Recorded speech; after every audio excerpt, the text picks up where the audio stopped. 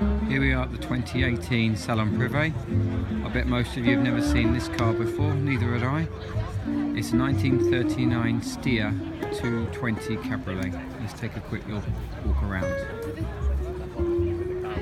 Oh, good.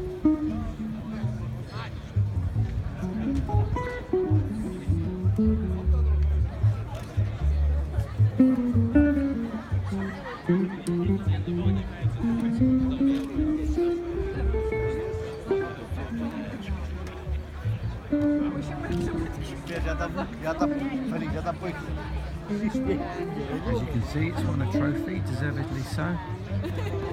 From memory, I think this was for one of the most synthetic restorations.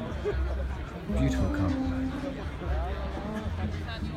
No one actually knows if this is the right colour, because there's no actual history of any of these cars and what colours they were.